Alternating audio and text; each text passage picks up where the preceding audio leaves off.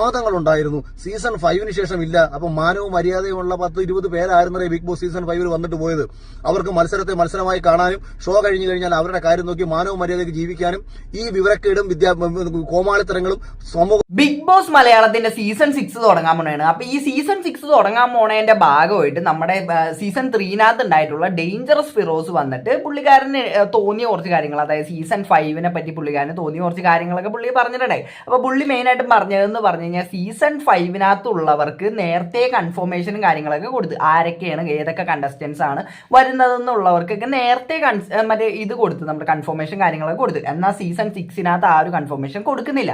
കാര്യം എന്ന് പറഞ്ഞു കഴിഞ്ഞാൽ സീസൺ 5 കണ്ടസ്റ്റൻസിന് നേരത്തെ ഈ ഒരു സംഭവം കിട്ടിയുണ്ട്. അതായത് നേരത്തെ നമ്മളൊക്കെ പോകാനുണ്ടെന്ന് അറിഞ്ഞതുകൊണ്ട് തന്നെ അവരെല്ലാവരും ഒരു ഗ്രൂപ്പായിട്ട് ഓൾറെഡി ഇങ്ങനെ തീരുമാനിച്ചു വെച്ചു എന്നാണ് നമ്മുടെ ഡേഞ്ചറസ് ഫിറോസ് പറയുന്നത്. അപ്പോൾ പുള്ളി പറഞ്ഞതെന്ന് പറഞ്ഞാൽ ഇപ്പോൾ ഓരോ കണ്ടസ്റ്റൻസും നമ്മളിപ്പോൾ പുള്ളി അങ്ങനെ ഓരോരുത്തരും എടുത്ത് പറഞ്ഞില്ല, പക്ഷെ മൊത്തത്തിലാണ് പറഞ്ഞത്. പക്ഷെ എനിക്കത് പലപ്പോഴും തോന്നിയിട്ടുള്ളൊരു കാര്യമാണ്. അതായത് നമ്മുടെ സീസൺ 5 കാണുമ്പോഴത്തേക്കും സീസൺ 5 ഓരോരുത്തരെയും നമ്മൾ എടുത്തു നോക്കി കഴിഞ്ഞാൽ ഓരോരുത്തരും ടീമായിട്ടാണ് നിൽക്കുന്നത് എല്ലാവരും. അതായത് ഇപ്പം നമ്മുടെ ഷിജു മാരാര്, അതേപോലെ തന്നെ സെറീന, നമ്മുടെ ഇവരൊക്കെ റെനീഷ, അവരൊക്കെ. അപ്പോൾ എന്നോട് പേഴ്സണലി ചോദിക്കുകയാണെങ്കിൽ എനിക്ക് ഒട്ടും ഇഷ്ടപ്പെടാത്തൊരു സീസണാണ് ഈ സീസൺ 5 എന്ന് പറയുന്നത്. കാര്യം നല്ല ബോറായിരുന്നു ആ ഒരു സീസൺ എന്ന് പറഞ്ഞാൽ. അതായത് ഇവരെല്ലാവരും ടീമായിട്ട് നിൽക്കുന്നത് ഒരേ ഒരു വിന്നറിനെ ആദ്യത്തെ ഒരാഴ്ച തന്നെ വിന്നറിനെയൊക്കെ അവർ തീരുമാനിച്ചു വെച്ച് പിന്നെ എന്തിനാടേ കളിക്കണത് ആ ഒരു മൈൻഡായിരുന്നു എനിക്ക്. അതായത് നിങ്ങൾക്കൊക്കെ ഓൾറെഡി ഒരു വിന്നർ ഉണ്ടെങ്കിൽ ആദ്യത്തെ ഒരാഴ്ച തന്നെ അയാൾക്ക് ട്രോഫി കൊടുത്തങ്ങ് വിട്ടോ എന്നുള്ളൊരു മൈൻഡായിരുന്നു എനിക്ക് ആ ഒരു സീസണിനകത്ത് എനിക്ക് ഏറ്റവും ഇഷ്ടപ്പെട്ടത് അഖിൽ മാരാറിനെയായിരുന്നു. കാര്യം അവിടെ വേറെ നല്ല പ്ലെയേഴ്സ് ഒന്നും ഇല്ല. അതാണ് മെയിൻ ഒരു റീസൺ ആയിട്ട് എനിക്ക് തോന്നി. ഇപ്പോൾ വേറൊരു നല്ലൊരു ഒപ്പോണന്റും കാര്യങ്ങളൊക്കെ ഉണ്ടായിരുന്നെങ്കിൽ എനിക്ക് ചിലപ്പോൾ അയാളോട് ഇഷ്ടം തോന്നിയേനെ. പക്ഷെ ഇവിടെ ആ കൂടെ ഒരു അഖിൽ മാരാറും ഉണ്ട്, ബാക്കി എല്ലാവരും അയാളെ ഒരുമാതിരി ഇങ്ങനെ പൊക്കിക്കൊണ്ട് നടക്കാനും കുറേ പേരുണ്ട്. അതാണ് എനിക്ക് സീസൺ 5 പറ്റി തോന്നിയത്. അപ്പോൾ ഈ നമ്മുടെ ഫിറോസ് വന്നിട്ട് ഫിറോസ് പറഞ്ഞതെല്ലാം കറക്റ്റ് ആയിട്ടാണ് എനിക്ക് തോന്നുന്നത്. അപ്പോൾ ഈ ഫിറോസിന്റെ വീഡിയോ ഞാൻ അവിടെ വെക്കാത്തതിന്റെ കാര്യം എന്ന് പറഞ്ഞാൽ അതിനകത്ത് ഇങ്ങനെ ഒരു ഓഡിയോയും ഒരു സംഭവം വെച്ചിട്ടുണ്ട്, ചിലപ്പോൾ കോപ്പിറൈറ്റ് ഇടാൻ സാധ്യതയുണ്ട്. അപ്പോൾ ഈ ഒരു ഫിറോസ് പറഞ്ഞതിന്റെ ഭാഗമായിട്ട് അതിനൊരു മറുപടി എന്നുള്ള രീതിക്കാണ് ഈ അഖിൽമാരാർ വന്നിട്ട് കുറച്ച് കാര്യങ്ങൾ പറയുന്നുണ്ട്. നമുക്ക് അതൊന്ന് കേട്ടു നോക്കാം. വരാൻ പോകുന്ന ബിഗ് ബോസ് സീസൺ 6 എന്റെ ഹൃദയം നിറഞ്ഞ ആശംസകൾ അറിയിക്കുകയാണ്. അതോടൊപ്പം തന്നെ ബിഗ് ബോസ് സീസൺ 5 കുറിച്ച് ആവശ്യത്തിനും അനാവശ്യത്തിനും കോൺട്രവേഴ്സി ഉണ്ടാക്കിക്കൊണ്ടിരിക്കുന്ന ചില ആരാധകരോടും മുന്നും ചില മത്സരാർത്ഥികളോടും കൂടി എനിക്ക് പറയാനുള്ളൊരു കാര്യം എന്ന് പറയുന്നത് ബിഗ് ബോസ് സീസൺ 5 ആയിരുന്നു ഇതുവരെ നടന്ന ബിഗ് ബോസുകളിൽ ഏഷ്യാനെറ്റിന് ഏറ്റവും കൂടുതൽ ലാഭം ഉണ്ടാക്കി കൊടുത്ത സീസൺ. TRPയുടെ മാത്രം അടിസ്ഥാനത്തിലല്ല ഒരു ചാനലിന് ലാഭം വരുന്നത് വലിയ സ്പോൺസർഷിപ്പിന്റെ കൂടി അടിസ്ഥാനത്തിലാണ്. അതുമാത്രമല്ല ഇന്നത്തെ കാലത്ത് TRP എന്ന് പറയുന്നത് കുറയുമെന്നത് സ്വാഭാവികമാണ്. അത് എന്തിനും ക്രിക്കറ്റ് എടുത്തു നോക്കട്ടെ, സ്റ്റാർ സ്പോർട്സിന്റെ TRP വളരെ കുറവായിരിക്കും. അതെന്താ കാര്യം എന്ന് വെച്ചാൽ ഏറ്റവും കൂടുതൽ ആൾക്കാർ OTTയിലേക്കായിരിക്കും പോകുന്നത്, അല്ലെങ്കിൽ OTT പ്ലാറ്റ്ഫോമുകൾ വഴിയായിരിക്കും ഷോ കാണുന്നത്. അതിന്റെ അർത്ഥം ഓഡിയൻസ് കുറഞ്ഞു എന്നതല്ല, അതിന്റെ അർത്ഥം കാണുന്ന കാഴ്ചക്കാർ സ്പ്ലിറ്റായി OTTയിലേക്ക് പോയി എന്നുള്ളത് കൊണ്ടാണ്. ഏഷ്യാനെറ്റിൽ രാത്രി 10 മണി മുതൽ അല്ലെങ്കിൽ 9 മണി മുതൽ നിങ്ങളിൽ എത്ര പേരാണ് ഏഷ്യാനെറ്റ് എന്ന് പറയുന്ന ചാനൽ ഉപയോഗിച്ച് ബിഗ് ബോസ് കണ്ടിട്ടുള്ളത്? ബിഗ് ബോസ് കണ്ടിട്ടുള്ള ആൾക്കാർ കൂടുതലും അല്ലെങ്കിൽ സ്മാർട്ട് TV ഉപയോഗിക്കുന്ന ആൾക്കാരൊക്കെ തന്നെ OTT പ്ലാറ്റ്ഫോമുകൾ വഴി കാണുന്നു എന്നുള്ളത് കൊണ്ട് സ്വാഭാവികമായും ഷോയുടെ TRP കുറയ്ക്കും. ഏറ്റവും കൂടുതൽ ലൈവ് സ്ട്രീമിംഗ് ആൾക്കാർ വാച്ച് ചെയ്തിട്ടുള്ള ഒരു സീസൺ ആയിരുന്നു ബിഗ് ബോസ് സീസൺ 5 എന്ന് പറയുന്നത്. ഓക്കെ, അപ്പൊ അഖിൽമാരാർ പറയുന്ന കുറച്ച് കാര്യങ്ങളിനകത്തൊക്കെ കാര്യമുണ്ട്. അതായത് ഇപ്പൊ നമ്മുടെ സ്ട്രീമിങ്ങിനകത്താണ് ഇപ്പൊ കൂടുതലും ആൾക്കാർ ആശ്രയിക്കുന്നത്. ഇപ്പൊ ടിവിനകത്ത് കാണുന്ന ബിഗ് ബോസ് കാണുന്നവരുടെ എണ്ണമൊക്കെ കുറഞ്ഞു വന്നെയാണ്. അതൊക്കെ പുള്ളിക്കാരൻ പറയുന്നത് കാര്യമാണ്. പക്ഷേ പുള്ളി ഇവിടെ പറയുന്നതെന്ന് പറഞ്ഞാൽ സീസൺ 5 ഏറ്റവും കൂടുതൽ റേറ്റിംഗ് കാര്യങ്ങളൊക്കെ ഉള്ളതെന്നുള്ള രീതി, അതായത് ഏറ്റവും കൂടുതൽ വ്യൂവേഴ്സ് കണ്ടതെന്നൊക്കെ പുള്ളി പറയുന്നുണ്ട്. പക്ഷെ എനിക്കത് ഒട്ടും തോന്നിയിട്ടില്ല. കാര്യം സീസൺ 5 എന്ന് പറയുമ്പോഴത്തേക്ക് മൊത്തത്തിൽ ഒരു അണഞ്ഞ സീസണായിരുന്നു. ആകെ കൂടെ ഈ അഖിൽമാരാറിന്റെ കുറച്ച് ഫാൻസും കാര്യങ്ങളൊക്കെ ഉണ്ടായി. പിന്നെ മൊത്തത്തിൽ അങ്ങനെ ഒരു അണഞ്ഞതായിരുന്നു. പക്ഷെ എന്നാൽ സീസൺ 4 എടുത്ത് നോക്കണമെങ്കിൽ നല്ല തീയായിരുന്നു ആ ഒരു സീസൺ. നല്ല കോൺട്രവേഴ്സികളും ഈ കോൺട്രവേഴ്സികൾ എന്നൊക്കെ പറയുമ്പോഴത്തേക്ക് ആരും അങ്ങനെ നീനൊക്കെ എന്താണ് കോൺട്രവേഴ്സികൾ ഉണ്ടെങ്കിൽ ഇഷ്ടപ്പെടുകയുള്ളൂ അങ്ങനെയൊന്നും ചോദിക്കേണ്ട കാര്യമില്ല. കാര്യം എല്ലാവർക്കും അതൊക്കെ ഉണ്ടെങ്കിലാണ് അവിടെ വ്യൂവേഴ്സ് വരുള്ളൂ. അപ്പോൾ എല്ലാം വേണം എന്നാണ് ഞാൻ പറയുന്നത്. ഒരു സീസൺ ആകുമ്പോഴത്തേക്ക് അതിനകത്ത് എല്ലാം വേണം. ഇപ്പോൾ നമ്മുടെ ആ ഒരു പെർഫെക്റ്റ് സീസണായിട്ട് നമുക്ക് പറയാൻ പറ്റിയ സീസണാണ് സീസൺ 4. അപ്പോൾ എനിക്ക് സീസൺ 4 ആണ് ഈ കണ്ടതിൽ വെച്ച് എനിക്ക് ഏറ്റവും ഇഷ്ടപ്പെട്ട ഒരു സീസൺ എന്ന് പറയുന്നത്. അതിനകത്ത് തന്നെ പലരും ഉണ്ട്, അവർ പുറത്ത് വന്നിട്ട് കാണിച്ച പല കാര്യങ്ങളെയും പറ്റി ഇപ്പോൾ അഖിൽമാരാർ പറയുന്നുണ്ട്. അതിനോടൊന്നും ഞാൻ യോജിക്കുള്ളൂ. അതായത് പുറത്ത് വന്നു കഴിഞ്ഞിട്ട് ഓരോ ഈ പരിപാടികളെ കാണിച്ചില്ല. ഇപ്പം നമ്മളെ മെയിനായിട്ട് ഞാൻ എടുത്ത് പറയുന്നില്ല ഓരോരുത്തരുടെ പേരും. അപ്പം അതൊക്കെ അവിടെ നിൽക്കട്ടെ. പക്ഷേ ഇത്തിരി കോൺട്രവേഴ്സികളും അതേപോലെ തന്നെ ഇപ്പം ആ ഒരു സീസൺ റിലേറ്റഡ് ആയിട്ട് ഇത്തിരി വിവാദങ്ങളും കാര്യങ്ങളൊക്കെ ഉണ്ടെങ്കിലാണ്, ഒരു ലവ് ആംഗിളും അതേപോലത്തെ പരിപാടികളൊക്കെ ഉണ്ടെങ്കിലാണ് ആ ഒരു സീസൺ ഒന്ന് എടുത്ത് നിൽക്കുക.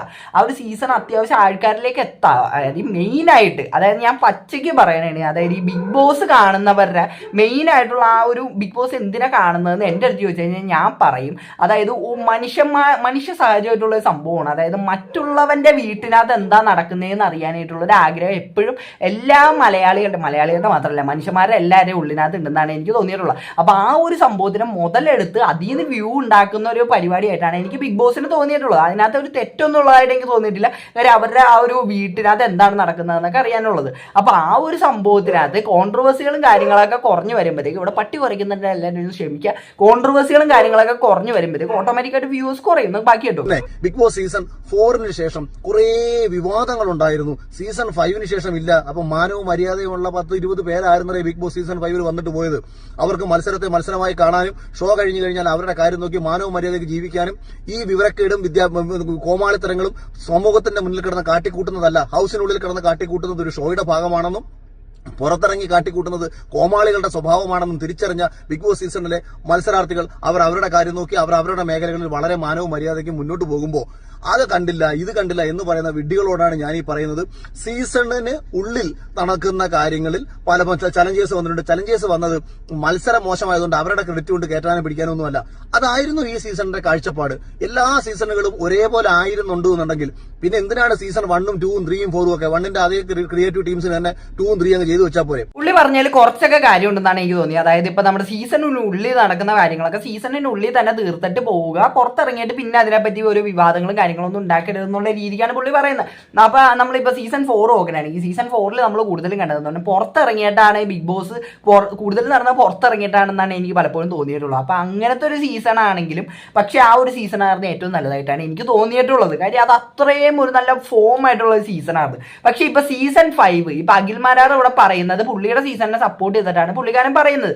ഈ സീസൺ 5 ബിഗ് ബോസ് അത്രയും കഷ്ടപ്പെട്ട്, അതായത് ഇവരുടെ വായൊന്ന് തുറപ്പിക്കാൻ, അതായത് ഒരാളെ ഓൾറെഡി വിന്നറായിട്ട് വെച്ചോണ്ടിരിക്കാണ്ട് നിങ്ങളൊക്കെ എന്തെങ്കിലും വാ തുറന്നൊന്ന് പറ, അയാൾക്കെതിരെ എന്തെങ്കിലുമൊക്കെ ഒന്ന് പറ എന്നൊക്കെ ഉള്ള രീതിക്കിനകത്ത് ബിഗ് ബോസ് മാക്സിമം ശ്രമിച്ചെന്നാണ് എനിക്ക് തോന്നിയിട്ടുള്ളത്. അതായത് ഇപ്പൊ നമ്മുടെ ചലഞ്ചേഴ്സിനെ കൊണ്ടുവന്ന്, അതേപോലെ ചലഞ്ചേഴ്സ് 1, 2, 4 പേരെ കൊണ്ടുവന്ന്, അതായത് റോബിനെ കൊണ്ടുവന്ന്, അതേപോലെ നമ്മുടെ റിയാസിനെ കൊണ്ടുവന്ന്, രജിത് സാറിനെ കൊണ്ടുവന്ന്, അങ്ങനെ പലരെയും കൊണ്ടുവന്നിട്ടുണ്ട്. അപ്പൊ അത്രയും അതായത് ബിഗ് ബോസ് കഷ്ടപ്പെട്ടിട്ട് ഈ ഇതെങ്ങനെയെങ്കിലും ഒന്ന് പൊക്കിയെടുക്കാൻ വേണ്ടി ബിഗ് ബോസ് അത്ര ഇതാക്കണേ. പക്ഷെ എന്ന് കഴിഞ്ഞാൽ കണ്ടസ്റ്റൻസിന്റെ ഭാഗത്തു നിന്ന് അതിനുള്ള യാതൊരു ശ്രമവും ഇല്ലാത്തതായിട്ട് എനിക്ക് തോന്നിയേക്കണത്. ഇപ്പൊ അഖിൽമാരാർ ഇവിടെ പറയുന്നുണ്ട് അത് ആ ഒരു സീസൺ അങ്ങനെയാണ്, അത് സീസൺ 1ഓ 2ഓ 3ഓ പോലെ അല്ല എന്നൊക്കെ പുള്ളി പറയുന്നുണ്ട്. പക്ഷെ എനിക്ക് അങ്ങനെയല്ല തോന്നിയേക്കണം. ആ ഒരു സീസൺ മൊത്തത്തിൽ ഒരു ശോകമായിട്ടാണ് എനിക്ക് തോന്നുന്നത്. അപ്പൊ സീസണുകൾ വ്യത്യസ്തങ്ങളായിരിക്കും എന്നുള്ള സാമാന്യ ബോധം നിങ്ങൾക്കുണ്ടാവുക. ഇപ്പൊ മനുഷ്യർ തമ്മിൽ കടിച്ചു കീറുന്നത് മാത്രം കണ്ട് ആസ്വദിക്കുന്ന, മറ്റൊരുവന്റെ വേദന കണ്ട് ആസ്വദിക്കുന്ന, മറ്റൊരുത്തിനെ കുറ്റപ്പെടുന്നത് കണ്ട് ആസ്വദിക്കുന്ന ഒരു വിഭാഗം ജനത നമുക്കിടയിലുണ്ട്.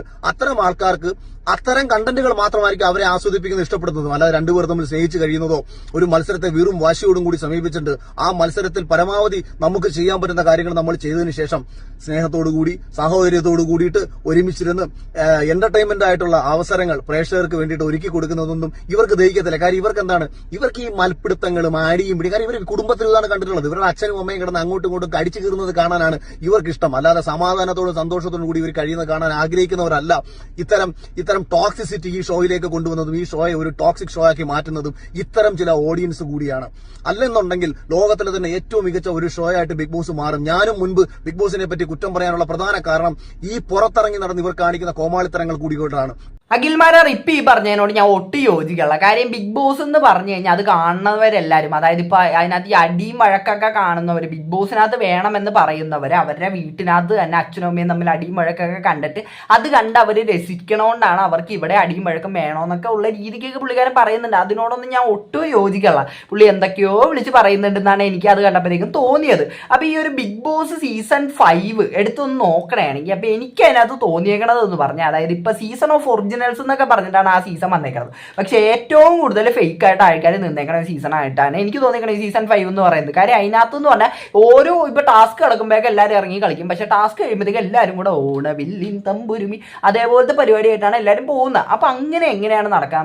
കാര്യം നമ്മൾ തമ്മിൽ എന്തെങ്കിലും പ്രശ്നം ഉണ്ടാകുമ്പോഴത്തേക്ക് ആ ഒരു പ്രശ്നമെല്ലാം ആ ഒരു ടാസ്ക് കഴിയുന്നതോടെ കഴിഞ്ഞ് പിന്നെ നമ്മളെല്ലാം ഫ്രണ്ട്സ് ആണ്, അങ്ങനത്തെ രീതിക്കൊക്കെ പോകണമെന്ന് പറഞ്ഞാൽ അത് എനിക്ക് ഒട്ടും അതൊരു റിയൽ ആയിട്ട് എനിക്ക് തോന്നിയില്ല. കാരണം റിയൽ ആകുമ്പോഴത്തേക്ക് ഓട്ടോമാറ്റിക്കായിട്ട് നമ്മൾ തമ്മിൽ ഓരോ വിഷയങ്ങൾ വരും, ആ ഒരു ഹൗസിനകത്തുള്ളവർ തമ്മിലൊക്കെ ഓരോ വിഷയങ്ങളൊക്കെ വരും.